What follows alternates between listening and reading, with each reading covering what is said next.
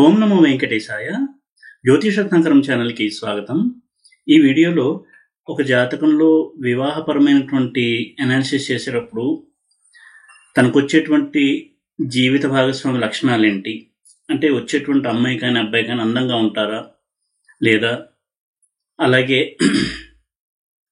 Rich spouse అంటే ధనవంతులైనటువంటి అమ్మాయి లేక అబ్బాయి వస్తారా లేదా, ఉద్యోగం చేస్తారా, ఎటువంటి స్థాయి ఉంటుంది, అదేవిధంగా ప్రేమ వివాహాల విషయానికి వచ్చినట్టయితే లవ్ మ్యారేజెస్ సక్సెస్ అవుతాయా ఫెయిల్యూర్ అవుతాయా అనేది ఎలా తెలుసుకోవచ్చు, అంటే మ్యారేజ్కి వెళ్లే ముందే ఒక ఐడియా అనేది మనం తెచ్చుకోవడానికి ఎటువంటి కాంబినేషన్స్ చూడొచ్చు, ఇలాంటి కొన్ని విషయాల్ని తెలియజేస్తాను. అయితే ప్రధానంగా చాలామంది ఈ వివాహ ప్రయత్నాల్లో ఉన్నటువంటి వారు కుతూహలంగా తెలుసుకోవాలనుకునేది వచ్చేటువంటి స్పౌస్, అబ్బాయి కావచ్చు అమ్మాయి కావచ్చు, ఫిజికల్ అపియరెన్స్ ఎలా ఉంటుంది, అందంగా ఉంటారా లేదా, అలాగే వారి యొక్క ప్రవర్తన కావచ్చు, మనస్తత్వము, లక్షణాలు ఎలా ఉంటాయి అనేటువంటి ఒక క్యూరియాసిటీ ఉంటుంది. మరి అలాంటి విషయాల్ని జ్యోతిషపరంగా ఎలా తెలుసుకోవచ్చు అనేది కొన్ని సూత్రప్రాయంగా తెలియజేస్తాను. అయితే వీటిని యథాతథంగా అప్లై చేయడం అనేది కరెక్ట్ కాదు. సాధారణంగా 7th హౌస్ అనేది మనం ప్రధానంగా చూడాల్సి ఉంటుంది. అమ్మాయి లేక అబ్బాయి యొక్క అంటే వచ్చేటువంటి భార్య లేక భర్త యొక్క లక్షణాలని కనుక్కునేటప్పుడు 7th హౌస్లో కనుక బెనిఫిట్ ప్లానెట్స్ ఉంటే సాధారణంగా స్పౌజ్ అంటే జీవిత భాగస్వామి ఫిజికల్ అపియరెన్స్ అనేది బాగుంటుంది, అట్రాక్టివ్గా ఉంటారు. చంద్రుడు ఎప్పుడైతే 7th హౌస్లో ఉంటాడో స్పౌజ్ చాలా అందంగా ఉండడము, ఎమోషనల్ వ్యక్తి అయి ఉండడము, ఇటువంటి మంచి లక్షణాలు అనేవి ఉంటాయి. అలాగే 7th హౌస్లో శుక్రుడు ఉన్నప్పుడు కూడా స్పౌజ్ అట్రాక్టివ్ స్పౌజ్, ఎమోషనల్, అలాగే love and caring, motherly care ఇలాంటివన్నీ కూడా ఉండేటువంటి అవకాశాలు ఎక్కువగా ఉంటాయి. అంటే మానవ సంబంధాలకు ఎక్కువ విలువ ఇచ్చేటువంటి వ్యక్తి, అదేవిధంగా ప్రేమ అభిమానం చూపించడము, అలాగే మ్యారేజ్ రిలేషన్కి ఎక్కువ వాల్యూ ఇవ్వడము. ముఖ్యంగా అబ్బాయిలు కనుక ఇలా ఉన్నట్టయితే 7th హౌస్లో వీనస్ చాలా మంచిది. ఇదే అమ్మాయిలకి 7th హౌస్లో వీనస్ ఉంటే అబ్బాయి అందంగా ఉండొచ్చు, కానీ కొంత పరస్త్రీ వ్యామోహము, ఎక్స్ట్రా మ్యారిటల్ అఫైర్స్ ఉండేటువంటి అవకాశం ఉంటుంది. ఎందుకంటే శుక్రుడు స్త్రీ గ్రహం కాబట్టి అబ్బాయిలకి 7th హౌస్లో వీనస్ ఉంటే వచ్చేటువంటి అమ్మాయి చాలా మారల్ వాల్యూస్ కలిగిన అమ్మాయి, అదేవిధంగా ఫిజికల్ అపియరెన్స్ బాగుండడము, సాఫ్ట్ నేచరు, సాఫ్ట్ స్పోకెన్, మృదువుగా మాట్లాడేటువంటి వ్యక్తి, ఇలాంటి వ్యక్తి అయ్యేటువంటి అవకాశం ఉంటుంది. ఎప్పుడు కూడా వివాహానికి ఎక్కువ వాల్యూ ఇచ్చేటువంటి వ్యక్తి అయి ఉంటుంది ఆ అమ్మాయి. ఇక 7th హౌస్లో గురువు కనుక ఉన్నట్టయితే, ముఖ్యంగా గురువు భర్తృకారకుడు కాబట్టి స్త్రీలకు కనుక 7th హౌస్లో ఉన్నట్టయితే మంచి ఎడ్యుకేషను, ఫిజికల్ అపియరెన్స్ ఉన్నటువంటి అబ్బాయి వస్తాడు, కానీ కొంత అహంకార ధోరణి, అదేవిధంగా తనకు ఉన్నటువంటి క్వాలిటీస్, తనకున్నటువంటి ఎడ్యుకేషన్, తనకున్నటువంటి జాబ్ కావచ్చు, వీటిని చూసుకుని కొంతవరకు ఎదుటి వ్యక్తి మీద తన యొక్క డామినేషన్ని, తన యొక్క ప్రాబల్యము, అధికారము వీటిని చూపించడము, ఇటువంటి ఒక ధోరణి ఉండేటువంటి అవకాశం ఉంటుంది. సాధారణంగా అమ్మాయిలకు కనుక 7th హౌస్లో జూపిటర్ ఉన్నట్టయితే ఎక్కువగా డామినేటింగ్ హస్బెండ్, ఫిజికల్ డామినేషన్ ఉండదు కానీ వారికి యాటిట్యూడ్లో డామినేషన్ ఉండడము, ఇటువంటి లక్షణాలు ఉండడానికి అవకాశం ఎక్కువగా ఉంటుంది. ఇక 7th హౌస్లో బుధుడు కనుక ఉన్నట్టయితే అట్రాక్టివ్ స్పౌస్, చాలా తెలివైన అమ్మాయి లేక అబ్బాయి అయి ఉండడము, అదేవిధంగా అవతల మనిషిని అర్థం చేసుకోవడము, ఇటువంటి క్వాలిటీస్ ఉంటాయి. అదే బుధుడు కనుక కొంత రెట్రోగ్రేడ్ అయ్యి నీచలో ఉండడము లేదా పాపగ్రహాలతో కలిసి ఉండడం కనుక ఉన్నట్టయితే కొంతవరకు ఎమోషనల్ డిస్టర్బెన్సెస్ ఎక్కువగా ఉండేటువంటి వ్యక్తి అయ్యి ఉంటారు. అయితే 7th హౌస్లో పాపగ్రహాలు ఉన్నంత మాత్రాన అట్రాక్టివ్ స్పౌస్ రాదు అని అనుకోవడానికి వీల్లేదు. ఎందుకంటే ఉదాహరణకి సింహలగ్నానికి 7th హౌస్లో శని కనుక ఉన్నట్టయితే అది స్వక్షేత్రం అవుతుంది, శశయోగంలో కూడా ఉంటాడు కాబట్టి చాలా అట్రాక్టివ్ స్పౌజు, అలాగే long and happy married life కూడా ఉండడానికి అవకాశం ఎక్కువగా ఉంటుంది. ఇక 7th హౌస్లో రాహు కనుక ఉన్నట్టయితే, రాహు ఒక్కడు ఉండడం కంటే శుక్ర రాహువులు, చంద్ర రాహువులు ఇటువంటి కాంబినేషన్లో 7th హౌస్లో కనుక రాహు ఉన్నట్టయితే చాలా అట్రాక్టివ్ స్పౌస్, ఫిజికల్ అపియరెన్స్ చాలా బాగుండడము, తెలివైనటువంటి వ్యక్తి అయి ఉండడము, అమ్మాయి కావచ్చు అబ్బాయి కావచ్చు, ముఖ్యంగా అమ్మాయి కనుక శుక్రరాహువులు చంద్రరాహువులు 7th హౌస్లో కనుక ఉన్నట్టయితే చాలా అట్రాక్టివ్ పర్సనాలిటీ ఉండడము, తన యొక్క బాడీ లాంగ్వేజ్ కావచ్చు, మాటలతో ఎదుటి వ్యక్తిని ఆకర్షించగలగడము, చాలా కలుపుకోరతనము, ఇటువంటివన్నీ కూడా ఉండడానికి అవకాశం ఎక్కువగా ఉంటుంది. కేతు 7th హౌస్లో ఉన్నప్పుడు కొంతవరకు అగ్రెసివ్ స్పౌస్, త్వరగా కోపం రావడము, ఇలాంటి వాటికి అవకాశం ఎక్కువగా ఉంటుంది. ఇక 7th హౌస్లో ప్లానెట్సే కాకుండా జైమిని పద్ధతిలో దారపాదం నుంచి 7th హౌస్, ఇందులో ఉన్న ప్లానెట్స్ను కూడా మనం స్టడీ చేయాలి. అలాగే 7th lord placement, 7th lord ఏ గ్రహంతో ఉన్నాడు, ఉదాహరణకి 7th లార్డ్ కనుక శుభగ్రహాలతో ఉన్నట్టయితే చంద్రుడు, శుక్రుడు ఇటువంటి గ్రహాలతో చూడడానికి ఆకర్షణీయంగా ఉండేటువంటి వ్యక్తి వస్తారు. అలాగే దారపాదం నుంచి 7th హౌస్లో లేదా దారపాదంలో ఇందాక చెప్పినటువంటి శుభగ్రహాలైనటువంటి చంద్రుడు, శుక్రుడు, గురువు, బుధుడు ఇటువంటి ప్లానెట్స్ ఉన్నప్పుడు ఫిజికల్ అపియరెన్స్ బాగా ఉండేటువంటి వ్యక్తి రావడానికి అవకాశం ఉంటుంది. అలాగే ఉపపాదం నుంచి 7th హౌస్. 7th లార్డ్ని మనం ఎలా స్టడీ చేస్తామో దారకారక గ్రహాన్ని కూడా అలాగే స్టడీ చేయాలి. దారకారక గ్రహం ఎప్పుడైతే స్ట్రాంగ్గా ఎగ్జాల్ట్ అయి ఉండడము లేకపోతే బలంగా ఉండడము ఉంటుందో జాతకంలో, వచ్చేటువంటి జీవిత భాగస్వామి ఫిజికల్ క్యారెక్టరిస్టిక్స్ బాగుంటాయి, అలాగే చాలా స్ట్రాంగ్ పర్సనాలిటీ ఉన్నటువంటి వ్యక్తి అయి ఉంటారు. ఇక వచ్చేటువంటి అమ్మాయి కావచ్చు అబ్బాయి కావచ్చు రిచ్ పర్సన్, అంటే ధనవంతులుగా ఉంటారు లేదా అని కనుక చూడాలనుకుంటే 7th హౌస్లో ఉన్న ప్లానెట్స్ 7th లార్డ్ని స్టడీ చేయాల్సి ఉంటుంది. ఉదాహరణకి 7th హౌస్లో 2nd lord, 11th lord, 9th lord ఇటువంటి ప్లానెట్స్ కనుక ఉన్నట్టయితే సాధారణంగా rich spouse, educated, job holder ఇలాంటి స్పౌజ్ రావడానికి అవకాశం ఉంటుంది. అలాగే 9th లార్డ్ కనుక 7th హౌస్లో బలంగా ఉన్నట్టయితే మ్యారేజ్ అయిన తర్వాత వీరి యొక్క ప్రాస్పెరిటీ అనేది ఇంప్రూవ్ అవుతుంది.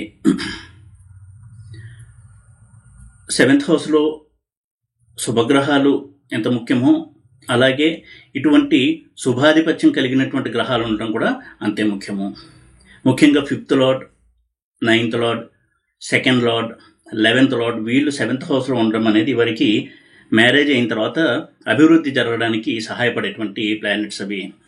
అలాగే 7th లార్డ్ కూడా 2nd హౌస్లో, 5th హౌస్లో, 9th హౌస్లో, 11th హౌస్లో ఉండడం కూడా మ్యారేజ్ తర్వాత ప్రాస్పెరిటీ పెరగడానికి సహాయపడేటువంటి ప్లేస్మెంట్స్ అవి. ఇక వివాహం తర్వాత జీవితంలో అభివృద్ధి ఉంటుందా లేదా అనేది చూడాలంటే ఇటువంటి 9th లార్డ్, 9th హౌస్ యొక్క రిలేషన్ 7th హౌస్, 7th లార్డ్తో ఉందా లేదా అనేది మనం స్టడీ చేయాలి. ఈ విధంగా కొన్ని క్లూస్ ద్వారా మనం కొంతవరకు అవగాహన తెచ్చుకోవచ్చు. అలాగే శుక్రుడు ప్లేస్మెంట్ కూడా 7th హౌస్తో సంబంధం ఉండి స్ట్రాంగ్గా కనుక ఉన్నట్టయితే, ఉదాహరణకి 7th హౌస్లో శుక్రుడు లేదా 7th లార్డ్ శుక్రుడు కలిసి 9th హౌస్లో ఉండడము, 9th లార్డ్ శుక్రుడు కలిసి ఇందాక చెప్పినటువంటి 2, 5, 7, 9, 11 ఇటువంటి హౌసెస్లో ఉండడము, ఇవన్నీ కూడా రిచ్ స్పౌజ్ రావడానికి అలాగే మ్యారేజ్ తర్వాత ప్రాస్పెరిటీ పెరగడానికి ఉపయోగపడేటువంటి ప్లేస్మెంట్స్ అవి. అలాగే 7th లార్డ్ ఎప్పుడైతే 2nd లార్డ్తో 11th లార్డ్తో కనెక్షన్ కలిగి ఉంటాడో స్ట్రాంగ్గా ఉండాలి ఆ కనెక్షను. అలాగే 10th లార్డ్తో వర్కింగ్ స్పౌజ్ రావడానికి అవకాశం ఎక్కువగా ఉంటుంది. అలాగే అమాత్యకారక గ్రహము, దారకారక గ్రహం సంబంధం కనుక కలిగి ఉన్నట్టయితే అది స్ట్రాంగ్గా ఉండి రాజ్యారూఢము, కారకాంశ లగ్నము వీటితో కనుక సంబంధం కనుక కలిగి ఉండేది బలంగా ఉన్నట్టయితే జాబ్ చేసేటువంటి అలాగే తాను కూడా బిజినెస్ని చేసేటువంటి అమ్మాయి రావడము అనేది జరుగుతూ ఉంటుంది. ఇక ప్రేమ వివాహాల విషయానికి వచ్చినట్టయితే చాలామంది పేరెంట్స్ ఎక్కువగా వరి అయ్యేది వాళ్ళ అమ్మాయి కానీ అబ్బాయి కానీ లవ్లో ఉన్నారు, ఒకవేళ మ్యారేజ్ అయితే ఆ మ్యారేజ్ సక్సెస్ఫుల్గా ఉంటుందా లేదా ప్రాబ్లమ్స్ వస్తాయా అని. ఇంతకుముందు కూడా నేను లవ్ మ్యారేజెస్కి సంబంధించినటువంటి వీడియో చేశాను. లవ్కి సంబంధించిన హౌస్ 5th హౌస్, మ్యారేజ్కి సంబంధించిన హౌస్ 7th హౌస్. 5th హౌస్లో ప్లానెట్స్, 7th హౌస్లో ప్లానెట్స్ అనేవి లవ్ని, మ్యారేజ్ని రూల్ చేసేటువంటి ప్లానెట్స్, కొంతవరకు ప్రభావితం చేసేటువంటి ప్లానెట్స్. అలాగే 5th lord, 7th lord. 5th house అనేది క్రియేటివిటీ, సెల్ఫ్ రెస్పెక్ట్, ప్రశంసలు, పొగడ్తలు, ఆనందము వీటన్నిటికీ సంబంధించినటువంటి హౌస్. అది హృదయస్థానం కూడా. అందుకే 5th హౌస్ స్ట్రాంగ్గా ఉన్నప్పుడు వారు ఒక ఎమోషనల్ టెండెన్సీ బలంగా ఉండి ఆ లవ్లో చాలా ఎమోషనల్గా ప్యాషనేట్గా ఉండడం మనం చూస్తూ ఉంటాము. ఈ అబ్బాయి నా జీవిత భాగస్వామి, లేదా ఈ అమ్మాయే నాకు జీవిత భాగస్వామి, అది డెస్టినీయే డిసైడ్ చేసింది అన్నంత ప్యాషనేట్గా ఉంటారు. అయితే 7th హౌస్ కనుక ప్రాబ్లమేటిక్గా ఉన్నట్టయితే మ్యారేజ్ అయిన తర్వాత వారి మధ్య ఇష్యూస్ వచ్చేటువంటి అవకాశం ఉంటుంది. ఎందుకంటే లవ్కి సంబంధించిన హౌస్ వేరు, మ్యారేజ్కి సంబంధించినటువంటి హౌస్ వేరు. 5th house, 7th house, 5th lord, 7th lord, 5th హౌస్లో ప్లానెట్స్, 7th హౌస్లో ప్లానెట్స్ ఎంత బలంగా ఉన్నాయి, ఏ దశ నడుస్తుంది అనేది కూడా చూసుకోవాలి. ఉదాహరణకి 5th house lord, 5th lord, 7th lord ఇద్దరు కలిసి ఉన్నారు అనుకుందాము. 5th లార్డ్ స్ట్రాంగ్గా ఉన్నాడు, 7th లార్డ్ కొంత వీక్గా ఉన్నప్పుడు మ్యారేజ్ అయిన తర్వాత, లవ్ మ్యారేజ్ అయిన తర్వాత వారి మ్యారేజ్లో ప్రాబ్లమ్స్ అనేవి స్టార్ట్ అవుతాయి. ఎందుకంటే మ్యారేజ్ అనేది 7th హౌస్ నుంచి చూసినప్పుడు 7th హౌస్ అనేది యుద్ధానికి సంబంధించినటువంటి హౌస్, ప్రత్యర్థికి సంబంధించిన హౌస్, రైవల్కి సంబంధించినటువంటి హౌస్. అందుకే మండేన్ ఆస్ట్రాలజీ అంటాము. ఇప్పుడు మనం మాట్లాడుకుంటున్నదంతా కూడా వ్యక్తిగతమైనటువంటి ఫలితాలను చెప్పేటువంటి సూత్రాలు. అయితే ఒక రాష్ట్రంలో పరిస్థితులు ఎలా ఉంటాయి, ఒక దేశంలో పరిస్థితులు ఎలా ఉంటాయి, ప్రపంచ దేశాల మధ్య పరిస్థితులు ఎలా ఉంటాయి, ఉదాహరణకి రష్యా ఉక్రెయిన్ వార్ ఎన్నాళ్ళు కొనసాగుతుంది, లేదా ఒక యుద్ధం, 2 దేశాల మధ్య యుద్ధం వచ్చేటువంటి సమయం అన్నా ఉందా, ఇలాంటివన్నీ కూడా మనం స్టడీ చేయొచ్చు జ్యోతిషపరంగా. ఈ విధమైనటువంటి మండేన్ ఆస్ట్రాలజీని స్టడీ చేసేటప్పుడు 7th హౌస్ని హౌస్ ఆఫ్ వార్ అంటాం, అంటే యుద్ధానికి సంబంధించినటువంటి స్థానంగా చెప్తారు. అలాగే పర్సనల్ లైఫ్లో కూడా 7th హౌస్ అనేది ప్రత్యర్థిని తెలియజేసేటువంటి స్థానము, అపోనెంట్ని తెలియజేసేటువంటి స్థానము. లగ్నం తానైతే 7th హౌస్ అనేది తన ప్రత్యర్థి, తన పర్సనల్ జోన్లో ఉన్నటువంటి ప్రత్యర్థి, వాళ్ళే వైఫ్ ఆర్ హస్బెండ్. అందుకే 7th హౌస్ చాలా స్ట్రాంగ్గా ఉండి రవి, కుజుడు ఇటువంటి ప్లానెట్స్ కనుక 7th హౌస్ని ప్రభావితం చేస్తున్నట్టయితే వారిద్దరి మధ్య కూడా ఘర్షణ ఎక్కువ రావడానికి అవకాశం ఉంటుంది పర్సనల్ జోన్లోకి వెళ్ళిన తర్వాత. ఎందుకంటే 5th హౌస్ అనేది ప్రశంసలు, పొగడ్తలు, తన యొక్క ఫీలింగ్స్ని తెలియజేసేటువంటి స్థానం కాబట్టి అటువంటి ఒక ఫీలింగ్లోనే కొనసాగుతూ ఉంటారు లవ్లో ఉన్నంతసేపు కూడా. ఈ విధంగా మనం 5th హౌస్ని చూడాల్సి ఉంటుంది. ఎందుకంటే 5th హౌస్, అందుకే 5th హౌస్ 11th హౌస్ అనేది పాలిటిక్స్లో మినిస్టర్షిప్ రావడానికి చూసేటువంటి స్థానాలు. ప్రజల అభిమానము, ప్రజల ప్రశంసలు ఇవన్నీ కూడా పొందినవాడే మినిస్టర్ అవ్వగలడు. అలాగే 5th హౌస్లో ఉన్నప్పుడు ఒకరినొకరు గౌరవించుకోవడము, అభిమానించడము ఇవన్నీ కూడా ఉంటాయి. కానీ ఎప్పుడైతే 7th హౌస్ యాక్టివేట్ అవుతుందో, 7th హౌస్లో కనుక dominating planets, aggressive planets, malefic planets అంటే పాపగ్రహాలు ఉంటాయి, వారిద్దరి రిలేషన్లో కూడా ప్రాబ్లమ్స్ అనేది స్టార్ట్ అవుతుంది. ఈగో ఇష్యూస్ కావచ్చు, ఒకరి మీద ఒకరికి ఆధిపత్యము, ఒకరినొకరు యాక్సెప్ట్ చేయలేకపోవడము. ఎందుకంటే 7th హౌస్ అనేది పర్సనల్ జోన్ని తెలియజేసేటువంటి స్థానం కూడా. తన పర్సనల్ జోన్లోకి, ఆరాలోకి ఎవరు ప్రవేశిస్తారు, వారితో వీరు ఎలా ఉంటారు అని తెలియజేసేది 7th హౌస్ తప్ప 5th హౌస్ కాదు. అంత ముఖ్యమైన హౌస్ 7th హౌస్. అందుకే 7th హౌస్ పాడైనట్టయితే, 7th హౌస్ కనుక ఇంపాక్ట్ అయినట్టయితే పాపగ్రహాల చేత మ్యారేజ్ అయిన తర్వాత ఇద్దరి మధ్య కూడా ఇష్యూస్ అనేవి వస్తాయి. ఈ విషయాన్ని కూడా మనం స్టడీ చేయాల్సి ఉంటుంది. అందుకే చాలా మ్యారేజెస్ లవ్ అయిన తర్వాత, మ్యారేజ్ చేసుకున్న తర్వాత ప్రాబ్లమ్స్లోకి వెళ్ళడం అనేది మనం చూస్తూ ఉంటాము. ఎందుకంటే వారికి 7th హౌస్, అలాగే మ్యారేజ్కి సంబంధించిన హౌస్, మ్యారేజ్ లాంగివిటీకి సంబంధించిన హౌస్, ఉదాహరణకి 8th హౌస్, ఇవన్నీ కూడా నెగిటివ్గా స్ట్రాంగ్గా ఉండడం వలన మ్యారేజ్ అనేది వర్కౌట్ అవ్వకుండా ఉంటుంది అటువంటి వారికి. మనం కామన్ లైఫ్లో కూడా చూస్తూ ఉంటాము, సెలబ్రిటీస్ లైఫ్లో చూస్తూ ఉంటాము, విఏపీస్ లైఫ్లో కూడా చూస్తూ ఉంటాము. ఇది వారి తప్పండని కూడా లేదు, ఎందుకంటే వారికి ఇటువంటి ఒక కాంబినేషన్ ఉండడమే దానికి కారణము. 5th హౌస్ ఎప్పుడు కూడా ఎమోషన్స్ని తెలియజేసే స్థానము, క్రియేటివిటీని తెలియజేసే స్థానము, ప్యాషన్ని తెలియజేసే స్థానము, ఊహల్ని తెలియజేసేటువంటి స్థానము, ఎమోషన్ ఫీల్ అయ్యి ఆ ఎమోషన్లో ఉండిపోవడం అని తెలియజేసే స్థానం 5th house. But 7th house అనేది లివింగ్ టుగెదర్, కలిసి బతకడము, కలిసి జీవించడము, ఇద్దరూ కలిసి ఒకే లైఫ్ని లీడ్ చేయడము అని తెలియజేసే స్థానము 7th హౌస్. అందుకే రెండు కూడా మనం సపరేట్గా స్టడీ చేయాలి. ఇవన్నీ కొన్ని సూత్రప్రాయంగానే చెప్పడం జరిగింది. కేస్ స్టడీ బేస్గా ప్రతి చార్ట్ని కూడా మనం ఇండివిజువల్గా స్టడీ చేయాలి. అందుకే మ్యాచ్ మేకింగ్ సమయంలో కేవలం గుణమేళనం ఆధారంగానో, కుజదోషం ఉందనో డెసిషన్కి రాకూడదు, నిర్ణయానికి రాకూడదు వీళ్ళిద్దరూ కలిసి ఉంటారా లేదా అని. ఎందుకంటే లవ్ మ్యారేజ్ చేసేటప్పుడు కూడా పేరెంట్స్ ఆస్ట్రాలజర్ని కన్సల్ట్ అయ్యి వీరిద్దరికీ పెళ్లి చేస్తే బాగుంటుందా, కలిసి ఉంటారా లేదా అని చెక్ చేసేటప్పుడు ఆస్ట్రాలజర్ సాధారణంగా ఈ గుణమేళనంలో ఎన్ని పాయింట్స్ వచ్చాయి, కుజదోషం ఉందా, గురుబలం ఉందా, అవి మాత్రం చూసి మేక, కుక్క, పిల్లి, గేదె ఇలాంటివన్నీ చూసి బాగుంది అని డిసైడ్ చేసేస్తారు. కానీ వాటి ప్రభావం తక్కువ. ఇద్దరికీ కూడా సెపరేటివ్ టెండెన్సీస్ కనుక చార్ట్లో ఉన్నట్టయితే అవి వర్కౌట్ అవుతాయి మ్యారేజ్ అయిన తర్వాతే. అందుకే మ్యారేజ్కి ముందు పరిహారాలు చేసుకోవడం అనేది ఏమాత్రం ప్రయోజనం కలిగించేటువంటి పని కాదు. ప్రాబ్లమ్స్ అనేవి మ్యారేజ్ అయిన తర్వాత యాక్టివేట్ అవుతాయి.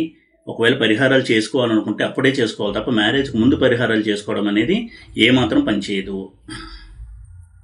డబ్బు ఖర్చు పక్కన పెడితే ఒక ఆశ క్రియేట్ చేసుకుంటాము, ఆ తర్వాత మళ్ళీ నిరాశలోకి వెళ్లాల్సి వస్తుంది. అలాగే విడాకులు కూడా డెస్టినీలో ఉంటే 2 మ్యారేజెస్ ఉంటే 2 మ్యారేజెస్ అయి తీరతాయి. అలాగే మ్యారేజ్ లేదు అంటే మ్యారేజ్ అవ్వదు. ఈ పాయింట్స్ నేను ఎప్పుడు ఇటువంటి టాపిక్ సంబంధించిన వీడియోలో నేను చెప్తున్నా, కానీ ఈ పాయింట్స్ అన్నీ నేను చెప్తూ ఉంటాను. కాబట్టి జ్యోతిష్యాన్ని సత్యాన్ని తెలియజేసేటువంటి సైన్స్గా చూడాలి, వాస్తవాల్ని తెలియజేసేటువంటి సైన్స్గా చూడాలి. పరిహారాల పరిధి ఏంటి అనేది తెలుసుకుని పరిహారాలు చేసుకోవాలి. డెస్టినీని మార్చవు పరిహారాలు. మనకు జ్వరం వస్తే డాక్టర్ దగ్గరికి వెళ్తే ట్యాబ్లెట్ ఇస్తే జ్వరం తగ్గిపోయినట్టు పరిహారాలు చేసుకుంటే ప్రాబ్లం సాల్వ్ అవ్వవు. అలాగే మనకి కొన్ని వ్యాక్సిన్స్ వేస్తే ఆ రోగాలు రాకుండా వ్యాక్సిన్ వేసుకున్నట్టు పరిహారాలు చేస్తే ఆ దోషం తొలగిపోయి హ్యాపీ మ్యారీడ్ లైఫ్ ఉంటుంది అనుకోవడం కూడా అమాయకత్వమే. చాలామంది ఇలా చేసి నిరాశకు లోనైన వాళ్ళు ఎంతోమంది ఉన్నారు, ఎంతో డబ్బు ఖర్చు పెట్టి ఎంతో ఆశలు పెట్టుకుని. కాబట్టి ఇలాంటివన్నీ కూడా స్టడీ చేసుకోవాలి. ఏదేమైనా కానీ అట్లీస్ట్ మ్యారేజ్కి సంబంధించినటువంటి అనాలిసిస్ చేసేటప్పుడు కొంత ఇండివిజువల్ చార్ట్స్ని కూడా స్టడీ చేయడము, ఆ అమ్మాయి చార్ట్ని పూర్తిగా స్టడీ చేసి అసలు ఈ అమ్మాయి చార్ట్లో 2 మ్యారేజెస్ ఉన్నాయా, లేదా ప్రాబ్లమెటిక్ మ్యారేజ్ ఉందా, అలాగే అబ్బాయి చార్ట్లో కూడా ఉందా అని స్టడీ చేయాలి. ఆ తర్వాత గుణమేళనం కావచ్చు, మిగతా పాయింట్స్ని మనం స్టడీ చేయడం అనేది కాస్త హెల్ప్ అవుతుంది తప్ప కేవలం దానాధారంగానే. అలాగే షష్టాష్టకాలు ఒకటి, ఇవి కూడా ఎక్కువ పాపులర్ అవుతుంది. షష్టాష్టకాలు, గుణమేళనము, కుజదోషము, వీటి వలన డెసిషన్ తీసుకోవడం అనేది పొరపాటు. అట్లీస్ట్ మ్యారేజ్ విషయంలో అయినా జైమిని పద్ధతిలో అనాలిసిస్ చేయడం అనేది చాలా చాలా సహాయపడుతుంది. అది చేయకపోవడం వల్ల చాలా పాయింట్స్ మిస్ అవుతాం. కాబట్టి అన్నీ బాగున్నాయని అనిపించినా కేవలం పరాశర సిస్టంలో మాత్రమే చూసి జైమిని సిస్టంలో చూడకపోవడం వలన ఎన్నో విషయాలు మనం అనుకున్నట్టుగా జరగడం లేదు. ఏదేమైనా కానీ ఇటువంటి కొన్ని విషయాల్ని సూచనప్రాయంగా తెలియచేయాలి, కొంత గైడెన్స్ ఇచ్చినట్టు ఉంటుంది అనేటువంటి ఉద్దేశంతో ఈ వీడియో నేను చేయడం జరిగింది. ఈ వీడియో కనుక మీకు నచ్చినట్టయితే లైక్ చేసి, షేర్ చేసి, సబ్స్క్రైబ్ చేయండి. ఓం నమో వెంకటేశాయ.